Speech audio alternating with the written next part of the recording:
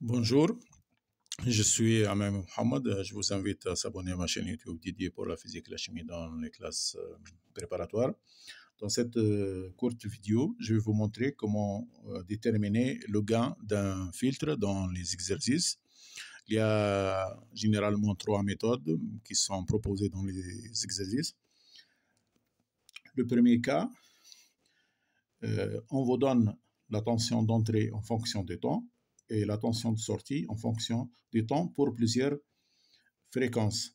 À partir de la définition de la fonction de transfert, donc elle est égale à Vs sur Ve, et Vs elle est égale à Vs maximal, donc exponentielle J phi S, sur Vm exponentielle J phi E, qui est égal donc à Vsm sur Vem exponentielle J phi S moins phi E, et le rapport donc Vsm sur Vm n'est d'autre que le gain Vsm donc sur Vem. Alors pour la fréquence F1 sur les deux premières courbes, donc je détermine Vsm puis Vm, puis je calcule G de F1. Pour F2, je fais la même chose, donc Vsm et Vem. Vous trouvez, on calcule GF2.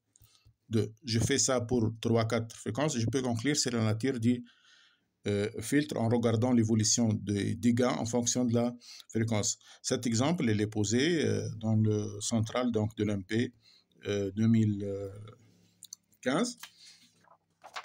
Alors,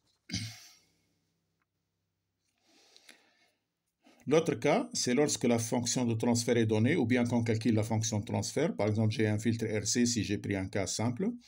Alors, la fonction de transfert, c'est ZC sur ZR plus ZC qui est égal à 1 sur 1 plus JRC oméga. Le gain en fonction de F n'est d'autre que donc, le module de H qui est égal à 1 sur 1 plus R carré C carré, et oméga carré c'est 2pi fois F, le tout au carré en racine. Alors, RC sont des données, donc sont connues. Donc on fait varier F, puis on calcule G de F. Bien sûr, c'est une méthode qui est fastidieuse parce qu'il faut utiliser la calculatrice pour calculer donc, le gain pour différentes fréquences. Alors, le troisième cas, lorsque le diagramme de Bode est donné, donc c'est une méthode de lecture. Par exemple, je vais prendre le diagramme de Bode d'un filtre passe bas de premier ordre avec une pente de moins 20 décibels par décade.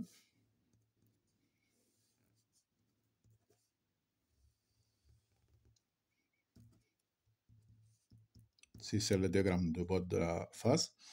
Donc, ici, pour F donné, on lit le gain en décibels. Par exemple, je fixe F ici, je projette sur la courbe, puis je projette sur l'axe vertical. Ça, c'est bien sûr le gain en décibels. Je calcule le gain en décibels pour F donné, et vous savez que le gain en décibels est égal à 20 log des gains en fonction de F, et donc le gain en fonction de F égale 10 exposant le gain en décibels divisé par 20. C'est comme ça donc qu'on accède donc à l'expression ou à la valeur des gains. Je peux aussi déterminer pour la même fréquence, je peux aussi pour F déterminer aussi la phase, je projette sur la courbe, puis je projette ici sur l'axe de phase donc pour mesurer la phase.